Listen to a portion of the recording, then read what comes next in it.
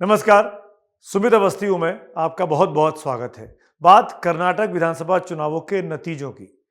Congress party के लिए संजीवनी बूटी के तरीके से ये नतीजे आज सामने आए हैं। कांग्रेस पार्टी जो अपने अस्तित्व की लड़ाई लड़ रही है, उसके लिए कर्नाटक के चुनावों ने एक बहुत ही राहत भरी खबर दी है। कांग्रेस इन चुनावों में भारतीय जनता पार्टी को हराकर चुनाव जीत रही है। ये बहुत बड़ी बात है। कांग्रेस के वोट परसेंटेज में सिग्निफिकेंट इजाफा हुआ है। कांग्रेस पार्टी ने कर्नाटक में जो बीती बार 38% के आसपास वोट पाए थे, वो इस बार बढ़कर 43%, करीब 5 से 6% की बढ़त दिखा रही है। और तो और इतना ही नहीं, भारतीय जनता पार्टी जिसका वोट परसेंटेज 36% के आसपास 2018 में था, उसी के आसपास वोट परसेंटेज बना हुआ है। पर बीजेपी की सीटें करीब करीब 40 से 45 सीटें कम हो रही हैं। जब मैं आपसे बात कर रहा हूं, जो इस वीडियो को रिकॉर्ड कर रहा हूं, तो चुनाव आयोग की वेबसाइट ये इशारा कर रही है, ये बता रही है कि अब तक के जो तमाम रुझान और नतीजे आए हैं, उसमें कांग्रेस पार्टी को 132 सीटें मिल सकती हैं, भारतीय जनता पार्टी को 66 सीटें मिल सकती हैं, और जनता दल सेक्युलर जो कि देवेगौड़ा साहब की पार्टी है, उसको महज 22 सीटें मिलती अभी तक दिखाई दे रही हैं। इनमें कुछ फेरबदल कुछ देर आगे पीछे हो सकता है, लेकिन कुल मिलाकर मोटे तौर पर स्थिति यही है, भारतीय जनता पार्टी और कांग्रेस के बीच में कुल मिलाकर दुगने का अंतर आ गया है। एक 66 पर है और एक 132 पर है। इसीलिए यह माना जा रहा है कि यह कांग्रेस पार्टी की बहुत बड़ी जीत है। और जैसा कि दावा आपको याद होगा, वोटिंग के दिन पर खड़गे साहब जो कि कांग्रेस के अध्यक्ष हैं, कर्नाटक से ही आते हैं, उन्होंने ये दावा किया था कि हम 135 से 40 सीटें जीतेंगे। उसी दिशा में चीजें आगे बढ़ गई हैं। कांग्रेस पार्टी के लिए बहुत बड़ी जीत है और कांग्रेस पार्टी के काडर के लिए बहुत बड़ी जीत है, इसलिए भी कि भारत जोड़ो यात्रा को बहुत ज्यादा समर्थन राहुल गांधी को मिला था कर्नाटक के फेज में, जब वो सितंबर के महीने में वहां करीब 2 से 3 हफ्ते उन्होंने समय बिताए थे। करीब 18-19 दिन राहुल गांधी कर्नाटक में रहे थे। तभी से कांग्रेस पार्टी ने मोमेंटम बना लिया। फिर कांग्रेस पार्टी ने कर्नाटक की जनता के बीच एक सर्वे किया। उस भारत जोड़ो यात्रा के दौरान कुछ चीजें निकलकर सामने आई।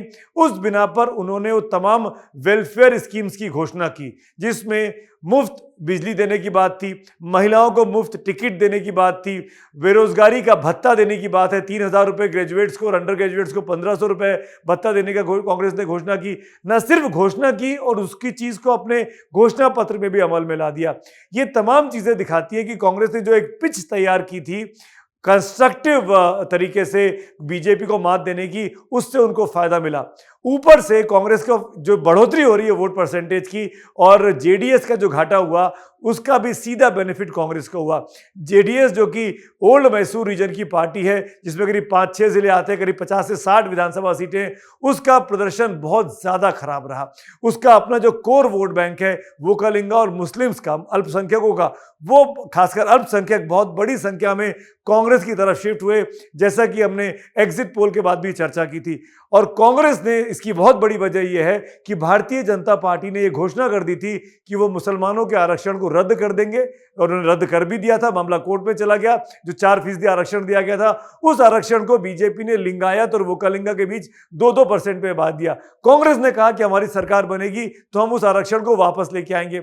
इतना ही नहीं, कांग्रेस जब मैनिफेस्टो लेकर आई वोटिंग के करीब 1 हफ्ते पहले, उसने अपने घोषणा पत्र में यहां तक कहा कि पीएफआई की जैसा संगठन है बजरंग दल, और हम बजरंग दल पर भी बैन लगाएंगे अगर वो एंटी सोशल एक्टिविटीज को बढ़ावा देंगे। इसका फायदा कांग्रेस को मिला है। मुस्लिम वोट बैंक कंसोलिडेट हुआ कांग्रेस के पक्ष में। उसने जेडीएस का साथ छोड़ा ओल्ड मैसूर रीजन में, और वो कांग्रेस के पास आया।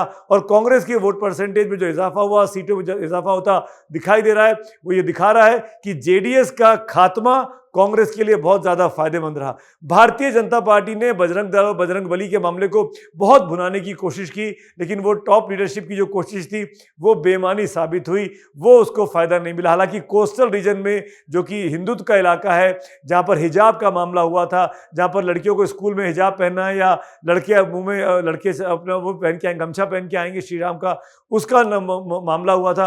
उन जगहों पर बीजेपी को फायदा हुआ है, क्योंकि कांग्रेस के पक्ष में अगर मुसलमान गया तो बीजेपी के पक्ष में हिंदू वोट बैंक आया, बहुसंख्यक वोट आया।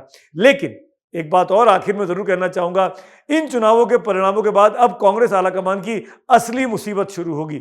दो बड़े नेता हैं, डीके शिव कुमार जो कि अध्यक्ष रहे, और साथ में सिद्धारमैया जो कि तमाम पॉपुलैरिटी पोल्स में सबसे अधिक लोकप्रिय मुख्यमंत्री के चेहरे के तौर पर सामने आए थे। इनके बीच किसी एक को चुनना होगा कि किसको मुख्यमंत्री बनाना है। दोनों की दावेदारी होगी, दोनों के पास विधायकों की संख्या भी होगी, दोनों के पास पैसा भी है। ऐसे में किसी एक को मुख्यमंत्री चुनना कांग्रेस के लिए, आलाकमान के लिए, मल्लिकार्जुन खड़गे के लिए आसान नहीं होगा। और खड़गे खुद कर्नाटक से आते हैं। खड़गे के मन में भी दबी इच्छा कहीं ना कहीं जरूर रही है कि एक बार तो कर्नाटक के मुख्यमंत्री बने। बीते करीब 60 साल का उनका सार्वजनिक जीवन रहा है, 80-82 साल की उम्र के हो गए, तो क्या खड़गे वो डार्क हॉर्स होंगे? तो सिद्धारमैया, शिव कुमार और खड़गे, तीन बड़े नेताओं के बीच से कांग्रेस को किसी एक को चुनना होगा। हो सकता है कि कोई चौथा डार्क हॉर्स भी आ जाए, उस पर भी नजर रहेगी। लेकिन बीजेपी के लिए 2024 के मद्देनजर और खासकर 2023 में जो विधानसभा चुनाव हो रहे हैं, मध्य प्रदेश में होने, छत्तीसगढ़ में होने, राजस्थान में होने, तेलंगाना में होने, जम्मू कश्मीर में भी हो सकते हैं, इन जगहों पर बीजेपी के लिए बड़ा मैसेज है कि जहां पर कांग्रेस और भाजपा के बीच सीधी लड़ाई होगी, उन जगहों पर बीजेपी को मजबूती से लड़ना होगा। अगर कांग्रेस पार्टी मजबूती के साथ लड़ती है, 3 राज्यों में तो बीजेपी कांग्रेस की सीधी टक्कर है, राजस्थान में, मध्य प्रदेश में, छत्तीसगढ़ में, तो कर्नाटक की तरह ही कांग्रेस वहां भी बीजेपी के लिए मुसीबत खड़ी कहीं ना कर दे। इसीलिए बीजेपी के रणनीतिकारों को दोबारा अपनी स्ट्रेटेजी टेबल पे जाना पड़ेगा, रणनीति बनानी पड़ेगी।